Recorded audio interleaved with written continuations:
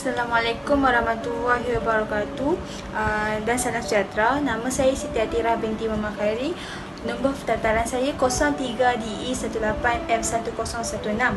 Saya pelajar di bawah bimbingan Encik Muhammad Zulfahmi bin Muhammad Zawawi. Hari ini saya nak bentangkan tentang projek saya, iaitu Portable Dryer Asam Keting.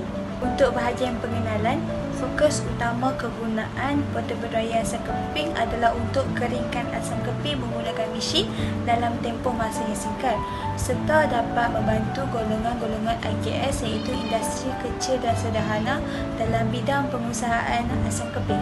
Dalam proses pelaksanaan projek ini, beberapa penyataan masalah yang berkaitan telah dikenal pasti, iaitu perubahan cuaca yang tidak menentu, pengambilan masa yang terlalu lama untuk proses pengeringan, pembiakan bakteria dan kuman dari serangga perosak, dan akhir sekali kualiti asam keping yang terjejas akibat kelembapan udara. Berdasarkan penyataan masalah yang berlaku, antara objektif untuk menghasilkan projek ini adalah untuk membantu mengatasi masalah pengeluaran asam keping ketika musim mendung dan hujan, kemudian dapat meningkatkan pengeluaran asam keping dalam masa yang singkat, serta mengekalkan kualiti dan ketahanan asam keping.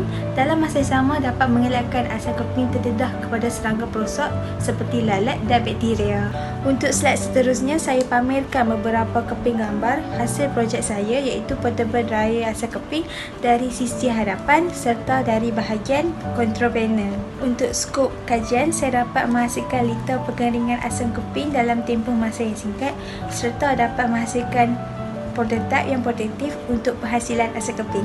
Untuk penghasilan portable dryer asam keping, antara komponen utama yang saya gunakan adalah Arduino Nano, sensor temperature DHT11, reflector lamp R80, 240 dan 100 watt, kemudian LCD I2C dan 3 push button reset. Untuk slide seterusnya adalah gambar raja blok. Input untuk gambar raja blok ini adalah sensor temperature, iaitu DHT11, dan untuk output gambar raja blok ini adalah lamp, iaitu reflector lamp R80. Untuk slide seterusnya adalah slide carta ahli.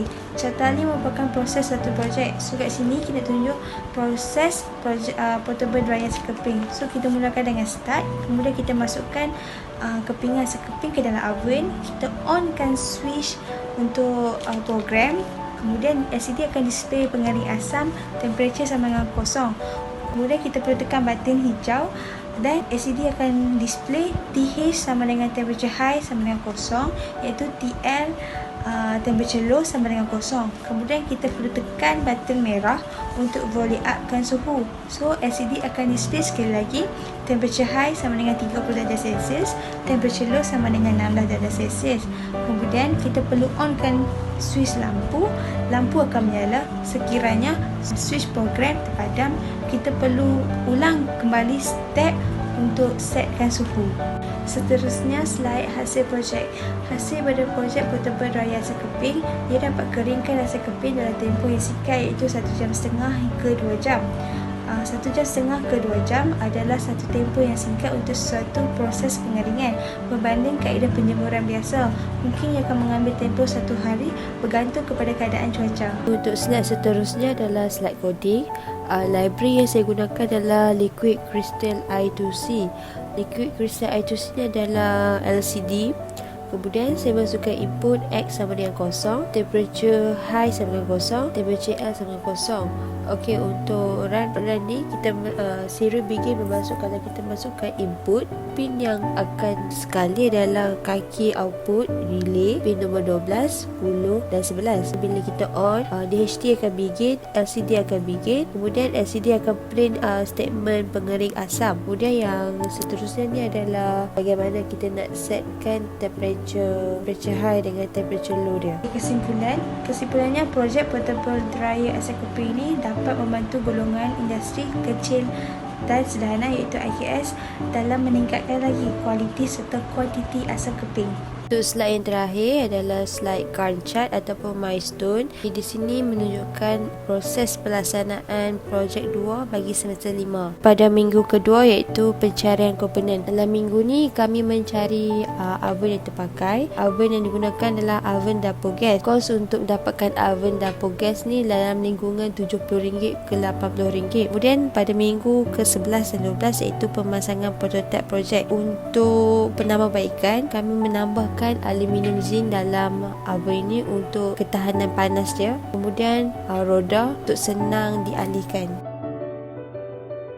Saya nak tunjuk demonstrasi penggunaan asam keping. Untuk langkah pertama, kita masukkan asam keping ke dalam dryer.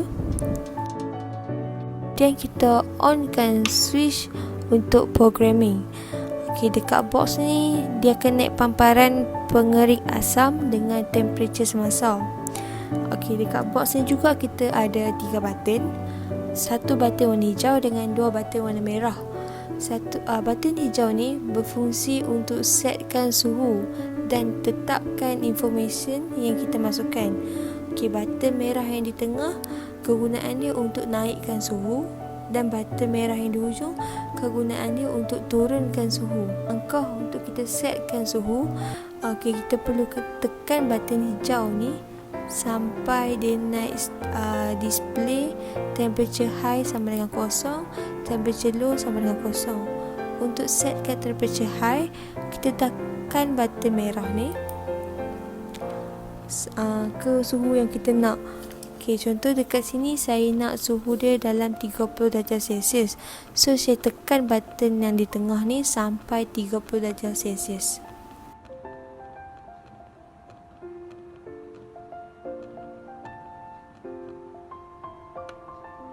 Dah dapat 30 darjah Celsius, kita tekan button hijau untuk setkan temperature low pula. Okey, kemudian kita masukkan nilai kita nak. Contoh dekat temperature low ni kita nak dalam suhu 16. Cukup 16, 30, kita tekan button hijau untuk setkan tu. Okey. Kita tekan balik sampai dia naik display pengering asam dengan temperature semasa lah. Okey, kemudian kita on pula switch untuk lampu. Pada asam keping semasa dalam dryer. Ini produk akhir selepas kita keringkan dengan lampu.